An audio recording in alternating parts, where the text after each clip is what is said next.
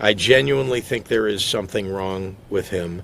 I wish that his family would intervene because I do think he needs mental health help, and I don't think anybody around him that works for him is going to do that because they're benefiting from his failure of mental health, his dementia.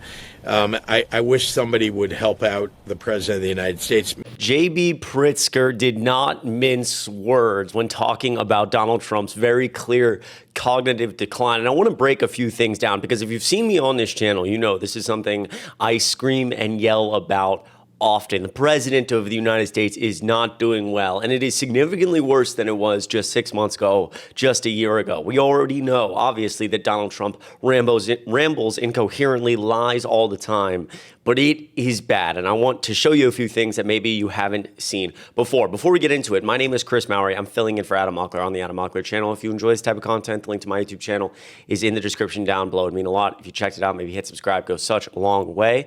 On this channel, we're trying to build something big to punch back against Republican media, bring some fresh faces toward the Democrat Party, Gen Z faces. And if you want to help us grow and be a part of this community, all you have to do is hit subscribe down below. It goes such a long way. So again, the video you just watched, let's hop right into this. Trump target begs president's family to stop letting aides take advantage of his dementia. This was obviously Illinois Governor JB Pritzker believes Donald Trump's calls to have him arrested come down to the president's declining mental fitness. And you heard his words there, quote, "I do not expect to be arrested, and the President of the United States says a lot of crazy things. I genuinely think there is something wrong with him. I wish that his family would intervene because I do think he needs mental health help, and I don't think anybody around him that works for him is going to do that because they're benefiting from his failure of mental health, his dementia. I wish somebody would help out the President of the United States." And if you really think about it,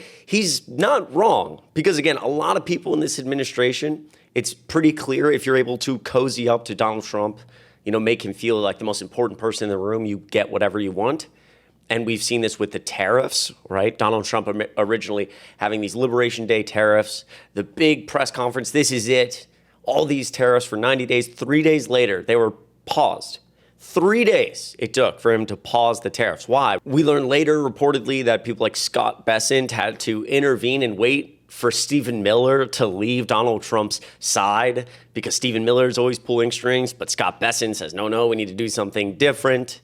And while all of this is going on, again, from a physical point of view, it's kind of stunning more people don't talk about what's going on with Donald Trump lately because we consistently see one side of his face sagging. This is a video from September 11th, and you see, truly, when I first saw this, I thought this was AI. And this is not a still photo, by the way. This video is playing. It's obviously pretty zoomed in, but you can very clearly see this side of his face, you know, sagging. And a lot of people talking about this recently. We've seen more photos of Donald Trump during events with his mouth open. Obviously, he has, you know, his hands have bruises on them. His ankles are swelling.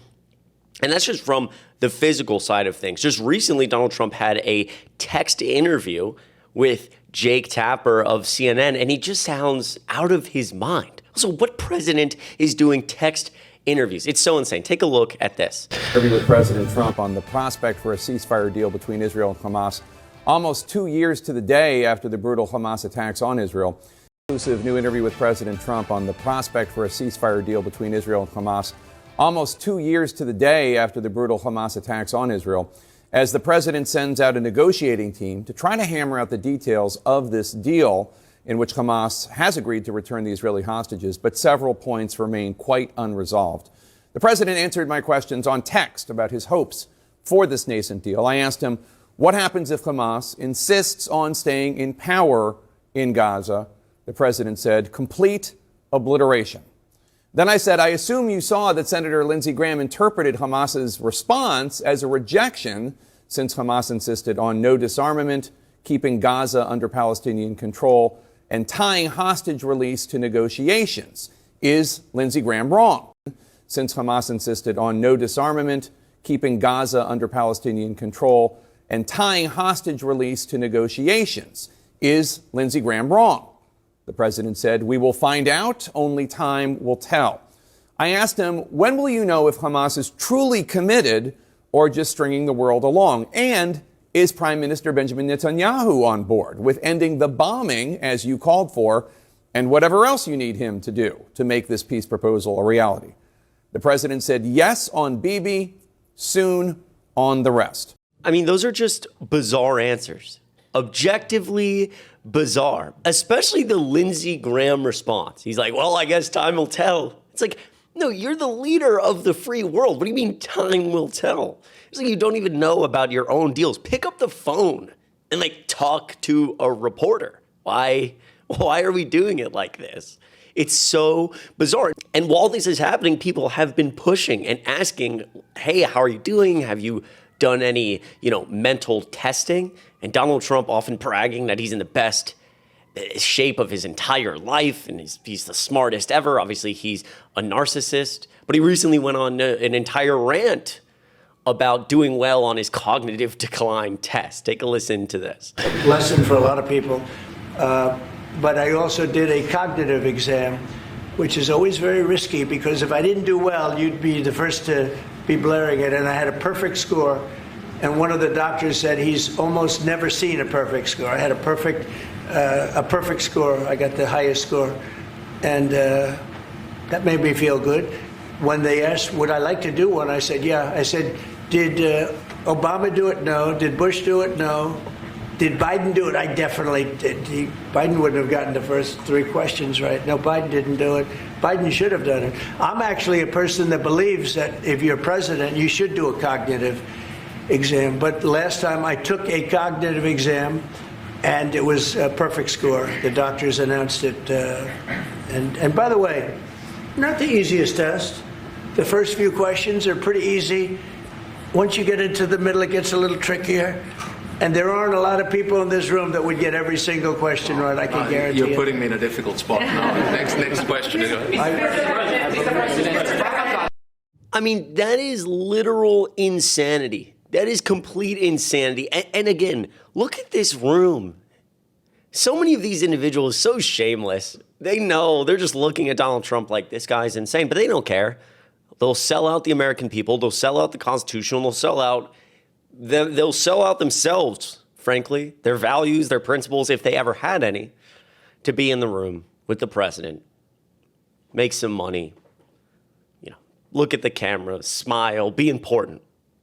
And it's insane. The president of the United States is spending a full minute with a leader from another country talking about how he scored the best score ever possible. No one's ever seen a better score on a cognitive test. It's like, what are you talking about? What are you talking about? It's absolutely insane. And just in the last 48 hours, we got notice from the physician to the president saying that Donald Trump successfully completed a follow-up evaluation today at Walter Reed National Military Medical Center, that he was in great health, and that he also got an updated COVID-19 booster vaccination, which a lot of MAGA is having to contend with because these are very anti-vax individuals. I wonder how RFK Jr., for example, feels about this, but also just the general, MAGA, very strong MAGA supporters. The summary is Donald J. Trump remains in exceptional health, exhibiting strong cardiovascular, pulmonary, neurological, and physical performance. And his EKG was found to be approximately 14 years younger than his chronological age. You can let me know how much of this you believe in the comments down below. Again, I don't like being a person who says, when we hear from doctors or the DOJ or the FBI, experts in whatever field, that they're lying. This administration is fundamentally different. Obviously, Donald Trump, this very narcissistic figure who is surrounded by yes men and women, people who say, yes, what else can I do for you? And he is flooding the executive branch with loyalists.